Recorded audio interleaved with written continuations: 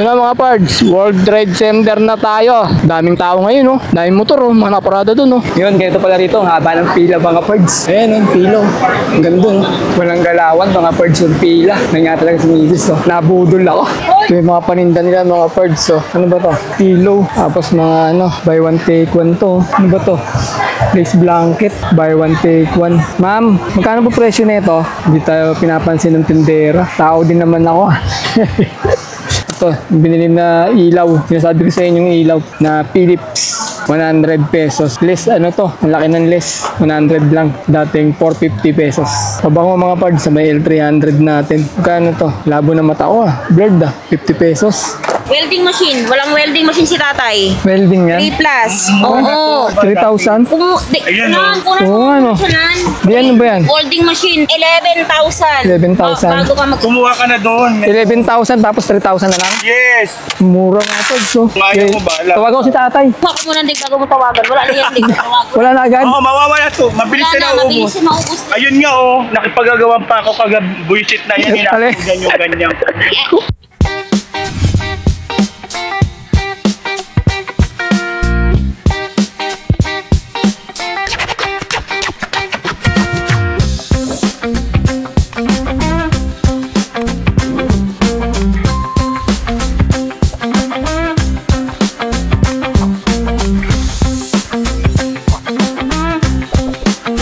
Mga pards, for today's video ay may pupuntahan tayong bagsak presyo sale sa may Robinson Warehouse Sale dyan sa may World Trade Center mga pards. Magre-relax muna tayo kasi kahapon kagagaling lang namin ng Atimonan, Quezon. Kaya gagawin natin, mamamasyal muna tayo mga pards. Magre-relax tayo doon. Titingin-tingin tayo ng mga murang mga paninda doon. Sabi ni Mrs. mga mura daw yung mga tinda doon ngayon eh. Baka may masipat-sipat tayong mura dyan. Makabili tayo. Kasi mga pards, nandun si Mrs. ngayon, may tinda sila ron. Yung mga paninda nila, ibabagsak presyo nila doon sa may World Trade Center. Dito tayo ngayon sa may Mindanao Avenue C5. Kahapon mga pards, galing nga kami ng Atimonan, Quezon. Biruin mo, umalis kami ng ano, kasi huling pick up namin mga pards sa may Caloocan South, yung pangsabay. Umalis kami ng alas 5 doon. Ayun nga, nagka-traffic kami sa may ano, bandang Osmeña Highway na. Grabe yung traffic, halos walang galawan eh. Kaya natagalan kami. Nakarating kami ng Atimonan, Quezon, alas 2 na ng madaling araw. Bale 5 hanggang alas 2 ng madaling araw. 9 hours yata eh yung biyahe namin papuntang Atimonan. Pero may sabay naman tayo nun, yung papunta naman Chaong, Quezon. Madadaanan lang din papunta nga ng Atimonan, Quezon. Kaya saktong-sakto yung nakuha namin na ano eh, na booking pansabay namin. Ang ganda lang din kasi nakapasyal-pasyal tayo. May mga nadaanan tayo mga magagandang lugar, 'di ba? Sinulit na namin ni tatay. Masyal-masyal namin, dumaan kami ng Bitukang Manok. Pero yung Bitukang Manok, madadaanan talaga along Atimonan Highway yung pupuntahan naming drop-off location. Pero ngayon mga pards, chill muna tayo. Magre-relax muna tayo kasi masait-sait pa yung katawan natin. Tapos, edit pa tayo ng mga video na i-upload natin. Kaya tingnan natin mga pards kung ano yung mga paninda doon, yung mga bagsak presyo nilang mga tinitinda. Tingnan natin kung makaka-discount tayo ng malaki doon sa Robinson's Warehouse Sale dyan sa may World Trade Center. Kaya, let's go! Yahoo! Dito na tayo mga pards sa may dulo ng Mindanao Avenue C5. Dadaanan pala namin ay sa may EDSA. Dire-diretso lang yung EDSA. Tapos bago dumating ng SM Mega Mall sa may Macapagal Boulevard, kakanan tayo dun. Tapos dire-diretso, stoplight, ayun na yun. Nasa kanan na natin yung World Trade Center. Nung oras na ba? 9:20. Kailangan makadating tayo ng alas 10 dun kasi may pasok si Mrs. eh. Doon natin siya ihatid. Tapos sasabay na rin tayo mag window shopping. Tingin-tingin tayo dun. Baka makabili tayo ng mga murang mga ano eh. Hinahanap ko yung ilaw mga pards eh, yung mga LED na ilaw sa bahay. Kasi yung dalawang ilaw namin sa kusina at sa CR wala na. Pundido na. Sana makabili tayo ng mura doon. Kasi yung mga branded na, yung mga peke lang nabibili ko diyan sa amin eh. Tagi-100 eh. Doon meron yata doon yung mga Philips na LED light. Sabi ni Mrs. meron doon tagi-100 eh. Yung nagkakahalaga ng 400 pesos. Oo nga pala, correct me if I'm wrong. English. Sabi ni Mrs. binanggit ko daw SM Mega Mall. Hindi pala Mega Mall, SM Mall of Asia. Bago dumating ng SM Mall of Asia, yon, kakahanan tayo, papuntang Macapagal Boulevard. Sinabi ko to, SM Mega Mall, narinig ni Mrs. Wala lagi tayong kinokorek nito, lahat ng mali. Puro tama, siya na lang lagi tama. Pati daanan, siya nakakaalam lahat, hindi nagkakamali. Lalo na pagka-traffic, kala mo Waze taga-turo ng daan Grabe na mga parts yung bandang SM North o North Avenue, ayan di ba? Puro building na, parang pumapantay na kay kay BGC Taguig, tsaka sa Makati, tinatayuan ng puro building na. Susunod, na yan, daming building na dyan, marami pang ginagawa ngayon dyan Kaya umaasenso na yung Quezon City, di ba? Hindi na lang Makati, Taguig, ano ba mga building? Dyan sa may Rockwell, pati yung Quezon City, umaasenso na rin. Dami nang makikita mga building dito ngayon. Sunday ngayon mga pards, mukhang maganda yung kalsada ng EDSA ngayon. Maluwag yung EDSA mga pards. Tanyo, tinignan ko sa may map kulay blue lahat hanggang makarating tayo ng SM Mega Mall. Mali na naman ako, SM Mega Mall na naman. Mall of Asia mga pards. Mali-mali na. Siguro sa pagod ko nung papuntang Katimunan, pero sulit yung biyahe namin dun. Dahil na-enjoy namin ni tatay yung biyahe namin. Shoutout nga pala kay Sir Eugene Haino ng Haino Steel Trending. Siya yung nagpabiyahe sa amin papunta ron mga pards Sa mga order ng mga stainless dyan, mga tubo, kung ano-ano pa, mga bar, mga ganyan, mga stainless. Kontakin nyo lang si Sir kung pwede dun. Ayan, lapit na tayo sa Cubao mga pards. Ayan, ganyan ng mga pards. May pagbagal pero hindi talaga siya traffic na kagaya pagka normal days matraffic. Ayan, umaandar-andar kahit papano. Ayan sa may Cubao ilalim na tayo mga pards. Maluwag, di ba? Maganda ngayong Sunday. Siguro medyo babagal pagdating dito sa may sa may Pasay Top siguro. Baka ganun. Tignan natin kung maluwag din dun sa may Pasay Top. Anong EDSA? Dito na tayo mga pards sa may Guadalupe Tulay. Sarap talaga mag-rides. Ngayon lang ulit ako nakahawak ng motorsiklo kasi laging si L300 hawak-hawak natin Tagal na rin na hindi nakapag-rides. Huling rides ko ay saan ba? Sa may hindi. Kasi sa may Viewscape, namasyal kami. Naka 4 wheels din kami nun Ngayon na lang talaga, di ko na maalala kung kailan pa ako huling nag-rides Pero hindi naman rides to. Ihatid natin si Mrs. sa may trabaho niya. Tapos sasabay na rin tayo makabili ng mga bagsak presyo nga doon kung makahanap tayo ng mura. Tignan natin mga pards kung hindi fake news yung sinabi ni Mrs. sa akin. Mamaya, pinipake news lang ako nito para maihatid ko lang siya Ako pala yung na-fake para maihatid lang niya sa trabaho niya. Kunwari, puro mura yung mga bilihin. Tignan natin mga pards kung may mga mura talaga doon. Kasi nga, bagsak presyo daw doon Warehouse sale. Kaya mura yung mga paninda nila ngayon doon. Ayala Tunnel na tayo mga pards. Ganda ngayon dito, may ilaw Dati madilim pagka dumadaan ka dito. Ngayon maliwanag na siya. Ayun na nga mga pards. Fake news si Google Map. May medyo konting traffic hindi makababa si Sir. May konting traffic talaga dito bago dumating ng Top Avenue. May traffic bago dumating ng Top Avenue. Pero tumatakbo naman kahit papaano. Hindi naman siya mahaba. Dati pagbaba mo pa lang ng Magallanes flyover, traffic na. Ngayon hindi naman. Dito na malapit sa Pasay Top na yung traffic. Gawa ng alam nyo na, maraming bumababa talaga dito. Mga pasahero. Doon tayo sa kaliwa. Doon ang maluwag Sa kanan, nandiyan mga nagbababaan yung mga pasahero. Sabit tayo dyan, masabitan ba natin yan masikip para sigurado, baka magbayad tayo ng di oras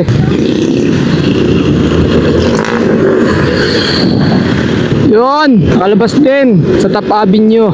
Pasay na tayo mga pards. Malapit-lapit na tayo sa pupuntahan natin. Eto na, ayun na yung Mall of Asia mga pards. Bale, kakanan na tayo sa kanto dito. Eto na yung Macapagal Boulevard. Habang yung stoplight dito 161 pagka na-stop ka dyan.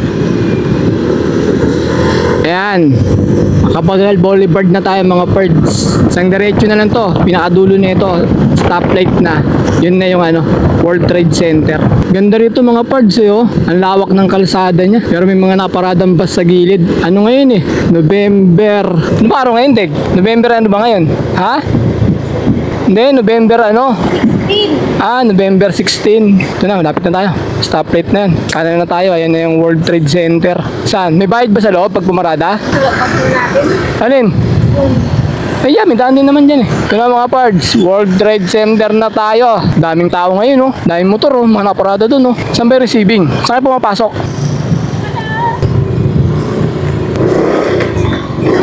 Late ka na ba? Late na. Galit na Kunin mo. Kunin mo. Susi. Saan ka, Dek? Sa empleyado ka? Sige, pipila ako dito. Sino tayo mga pards sa may entrance haba ng pila. Yung mga pards, so, tingnan nyo yung pila. Paikot.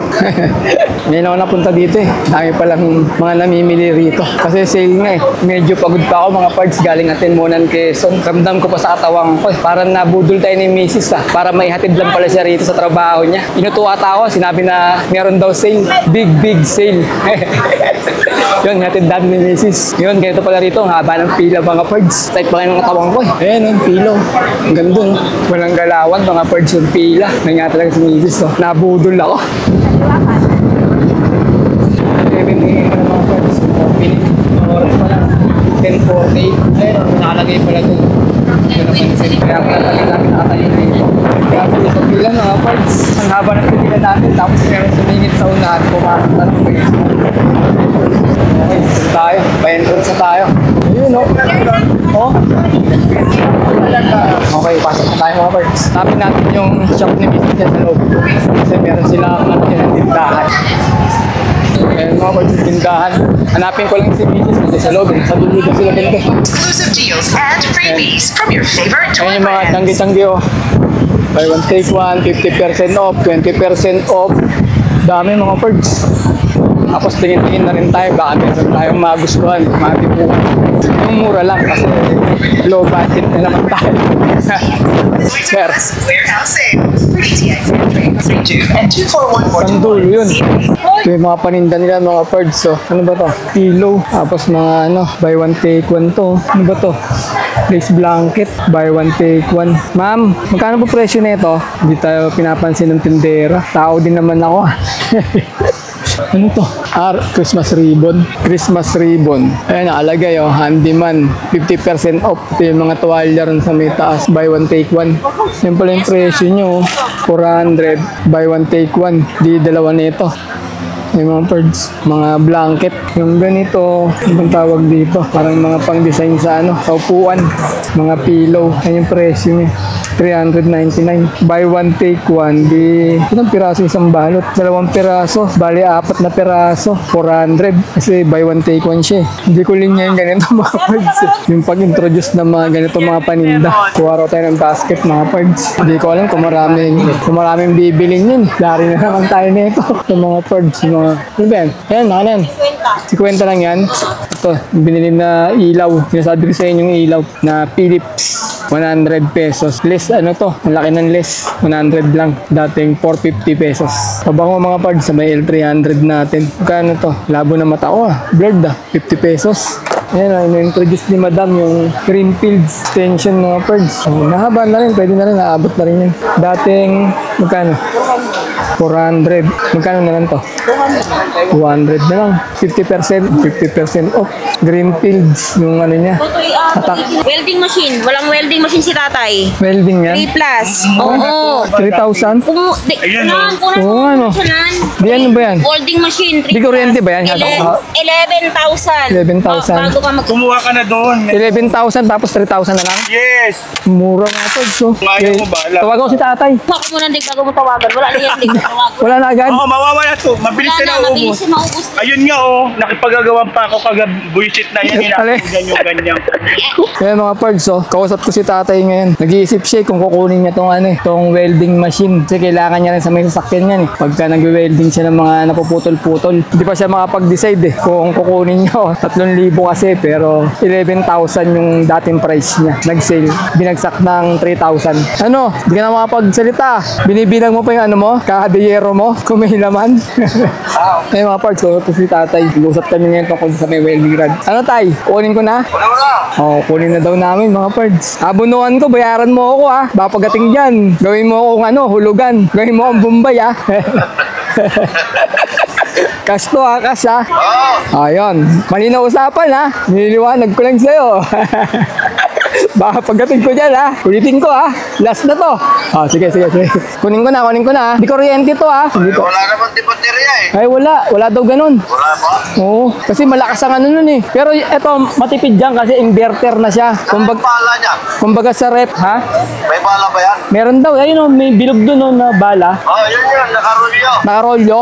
Ganun ba yun? Oo. Alam mo pala eh. Ako hindi ko alam eh. Wala akong alam dyan. Bala dyan. Oh, may nakarolyo nga na bala. Paano yung pag naubos? May nabibili ba nun? Or naubos na yun? Ah, yun ang tanongin mo. May nabibili ba yung deg? Saan ako bibili nung pag naubos?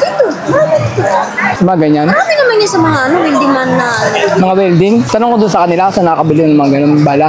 Sigurado ka? Oo. Oo, kukunin ko na. Babayaran ko to. O, sige. Eh, paano mo ka mag-welding pag wala tayong kuryente? Eh, pag nagawa ng bahay, may kailangan yan. Pag magawa ng bahay?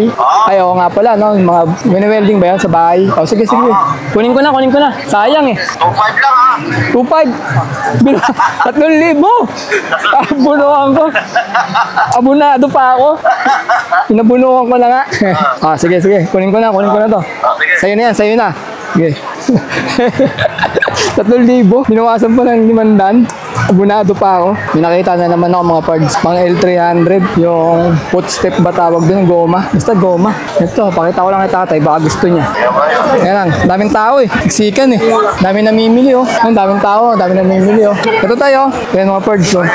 Yung sa harapan ng driver. Kasa pasahero. Di ba ang tawag dito tayo? 300 lang oh. 7 lang naman to. Yan. Rubber ano yan? Rubber mating. Ah, rubber matting. Ayun, rubber matting pala tawag. Nilalagay sa 300 lang tayo. Isang ganito na siya oh. Isang ganyan na. 300 lang. Ha? Saan mo? Ha? Necklace mo. Hindi, naka-plastic eh. Malaki. Ano sa sakyan niya, sir? L300 sir. Pwede ba yan? Pangharapan lang, magagamit siya. Harapan? Harapan lang siya. Sa Hindi, pangharapan. Kasi Driver mo lang ata. sobra pa nga to, sir. malalagyan niya sir sa ano, yung sa may driver tsaka sa may pasahero. Ito, sobra pa to. Oo, magkadugtong daw. Isang buo. Sa driver tsaka sa pasahero. Isang set na raw yan. Sinabi ko magre-relax ako mga pards. Hindi pala. Yan yung mga pinamili. Ang haba ng mga pila sa mga cashier. Dito ako mga pards. Sa may handyman. Dito ako namili. Paggawan kasi mga pards. Pagka may nilapag na mura, nag-aagawan yung mga namimili. Buti nga may natira pa sa ating isang ano, yung pang welding machine. Ubus ka agad nung nilapag mga pards. Buti naitabi ng kasama ni Mrs. Katrabaho niya yung isa. 2 piraso na tira. Nasa kanya isa. Tag-isa kami. Tama lang pala mga pards na pupunta ka bago pa lang magbukas. Kasi pagdating mo dito, mga tanghali o hapon na, wala na yung mga magagandang gamit na kuha na ng mga namimili. Mauunahan ka na. Kanina, hindi man yung pinuntahan namin. Dito, mga ano naman yata ito. Mga Korea. Supplies left. Sa loob ng pards, ang dami. Free popcorn here at True Value. Mga laruan, mga pards. Ano pala to? Toys R Us. Ayan, no? Sale din. 70% off. Ayan, no? Mga parigalo niya sa may ano, Christmas sa mga inaanak. Sakto, sale, oh. Sa kabila, mga pagkain naman. Mga imported. Lahat eh, sale eh. Pati pagkain, mga pards, sale. Yung kain na tayo, gutom na ako. Ayan, no? Super 50. Pala deg, ano lang, 50 pesos lang yung mga paninda. Super 50 deg. Puro 50 pesos mga paninda. Ayun, no? Ayaw nga sa 50. Super 50 mga plato, kutsara, baso. Kahit anong klase, 50 pesos. Oo, gusto yung oras natin kakain sa Mura na na. Kakain daw muna kami, sabi ni Mrs. na gutom na rin siya. Meron dito mga parts, libre yung kape. Ayan. So kailangan pipirma ka muna. Re-register daw mga parts. Anong ulam? Nakuha na natin yung libreng kape natin mga parts. Ito, ano pala yan? TGP. Ayan o, TGP o. Yung mga parts, mura na mga nabili namin. 3,000. Ano to eh? Ano na to? High-tech na. Ito na yung pinaka-ano nyo, pang welding. Hindi na kailangan ng welding rod. Mumura mga parts. Ito, dating 450. 100 lang. Philips na ilaw. Ito, yung sa bintana. 50 pesos lang mga parts. Yung ginagano, hinihila-hila lang sa bintana. Anong tawag dito, Deg? Anong tawag dito? Yung blinds sa window. Yun ang mga parts. Nabawi na lang ako sa kain. Napagod lang ako doon. Napagastos pa ako. Nabudol tayo ni Mrs. Pero enjoy naman si Mrs. Kasi nabili niya yung mga gusto ng mga parts. Wala, isang iglap lang. Yung biniyahe ko ng Atimunan Quezon, naubos. Dito lahat napunta. Ang hirap kitain. Pero wala pang isang araw, naubos na yung kinita natin. Nandito na mga parts. Pagod na ako eh. Kita-kita na tayo sa mga susunod ko mga video. As alala mo driver naman. Sige, paalam.